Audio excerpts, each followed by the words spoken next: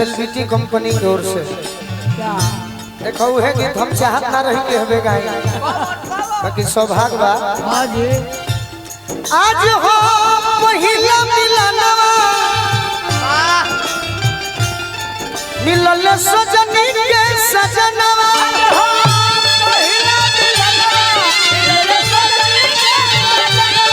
हमारी अनयन गुलाब नियन खिलल बा बदनवा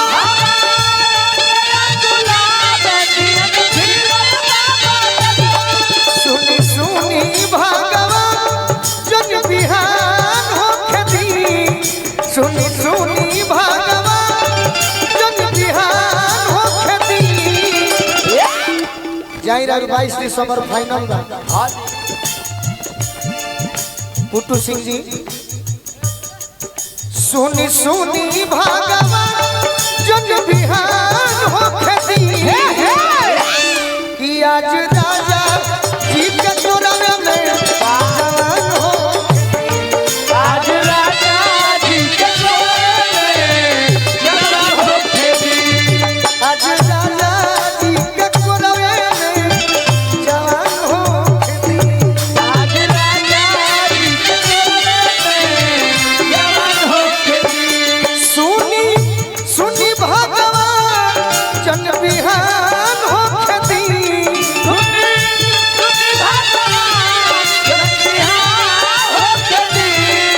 सुनी सुनी भगवान जन बिहान होके दी आज राजा जी के चोरवे में जवान होके दी आज राजा जी के आज राजा जी के चोरवे में जवान होके दी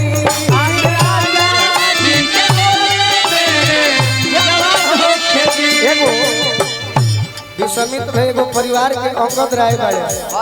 उनकर एगो फरमाइश है मैं यही गीत में हाँ जी हम गौले रहनी बहुत पहले कौन गीत ले आई लगवना यो वही छोट बा खेलवना राजा लइका बा ले आई लगवना यो वही छोट बा खेलवना राजा लइका बा अरे सुतो बिछा के कुछ दिन तोहरे बिछावना ये राजा लइका बानी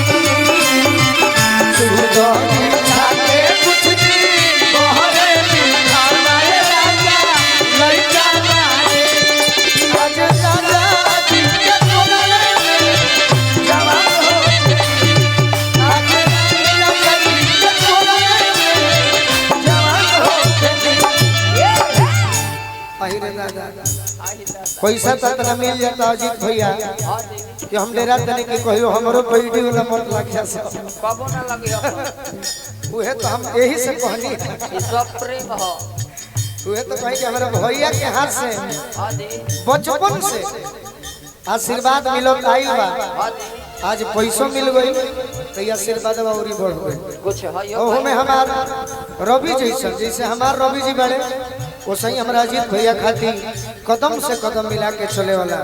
चुनू भैया बाकी नहीं मन बा जानता नहीं लोग कहे सफल बनी शुरू से लेकर अभी तक आज जब तक की धरती रही ऐसे कि लोग एगो करिया आदमी के लेके घूमता काला जामु हमरो में देख ली काला जामु जखमी जी के देख ली काला जामु एगो मुकेश राय बड़े काला जामु आज हमनी के गाड़ी के हाके लन चंदन हो करिए बड़े आदि हम हो करिए बानी निखिल कुमार जी जिला गोपालगंज थामे वाली माई के तरफ से आशीर्वाद आइल बा बार बार प्रणाम करब आशीर्वाद के प्रतीक्षा बा वाह विश्वामित्र भैया की ओर से बहुत बहुत ही मान सम्मान हाँ जी रुपया पैसा के तो जब पूछे नहीं थे ना बुझाता जब कुछ देर में टाट के बोरा मंगावे के पड़ी सही बा हाँ आलू वाला पूरा राजा जी के ओठावा में ओठ जब सती ओठ जब सती हो ओठ जब सती अजीत भैया के तो ना कहो हाँ जी बाकी निशो दौड़ल आवतरी सही बात ये भाई स्टेज धरल त मैं गोलू राजा लूट ली पहले नहीं घरे अपना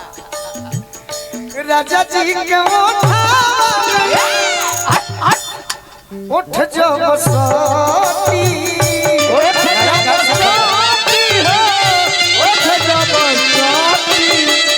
शिवानी शिवानी भौजी ई नाच नया का सिखलू है ठीक रियाज में रहे के चाहे सही बात है देखिए हमरा ब्लड के रिश्ता बा समाज के शान अदिति भी आ गई तहार तो जवाबे न तू जैसे गावेलू निशा के जितना आवाज सुंदर बा हाँ जी उतने तहार आवाज और अंदाज भी सुंदर सही बात बन रहो भुक्कू भुक्कू बोरी हमारा दिलवा के मोती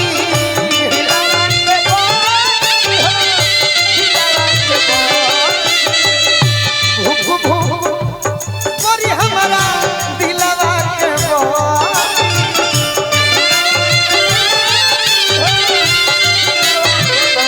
भाई पद में लिखा तू जान देबू हम जानत नहीं थी आज ले ना देलू तो कहिए देबू कहिए ते इतना किरण भर लभ के दरियावे में किरण भर लभ के दरियावे में नेहान हो खेती कि आज राजा जी के पुरवे में जवान हो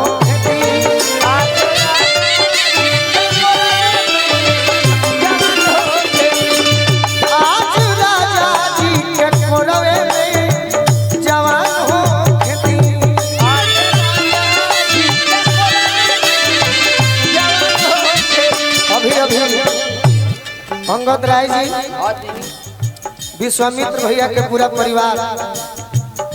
विशाल भैया और ये तो मेरे जिगर के टुकड़े में से है वाह विवेक भैया की ओर से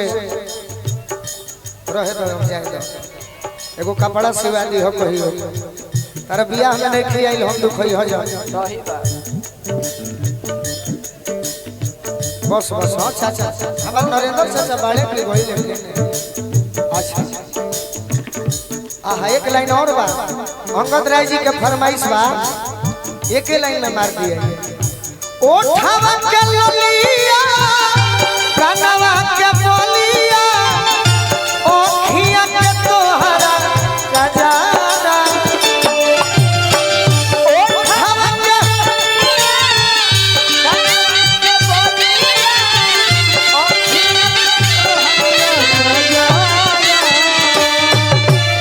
ये हो धन पागल बनले नक के दुनिया सिनमक तहरा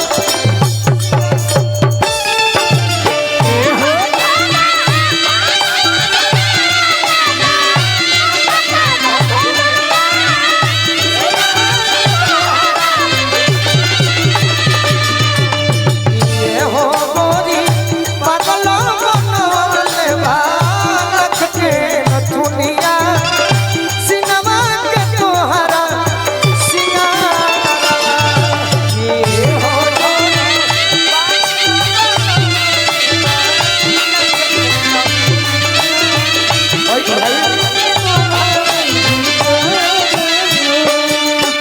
आज राजा जी के बहुत अच्छा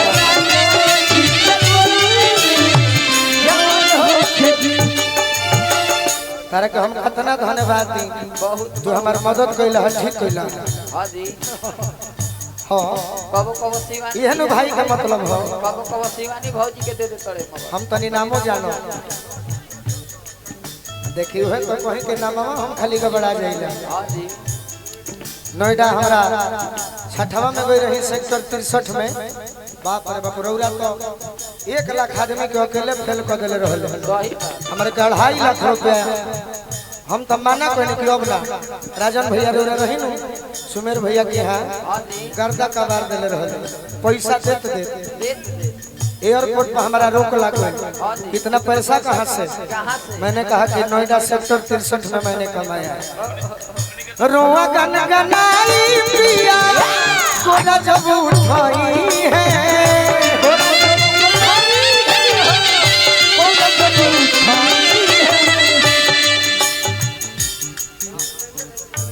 जरूर जरूर रोआ गन गनाई पिया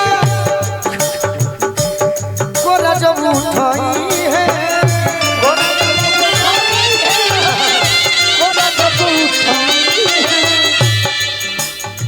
अरे सोइया नरेंद्र हमरो जिया जुड़ई है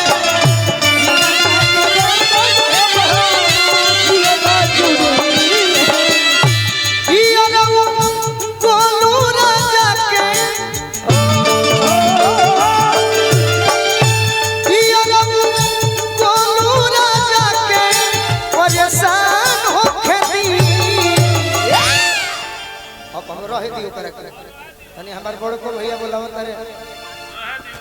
हाँ सगरी खोज दिए पगो तनी बजाऊं वाला लोग के देख ले के बा कौन का देगा तनी बजा बाप हम माना कोई कि मत यानी अजीत भैया के ना हम कहनी हनो कि भाई साहब 2.5 लाख देले रहने नो दिल्ली वाला में ओकर 10% दे के जाए में जॉब के प्रोग्राम में 25,000 पक्का अब के तो शुरू कइले बाड़ी हम आई भैया हमरा बहन के शादी रहे 9 दिसंबर के टेंट में बैठ के हमने के एंजॉय कइले रही हम रौद उहे नु मिलिट्री मैन चाचा हो जौन अभी ग्वालियर में बैठ अरे कि आज राजा जी के गोदिए में तनी चौगुन हो जाए ना अरे जवान हो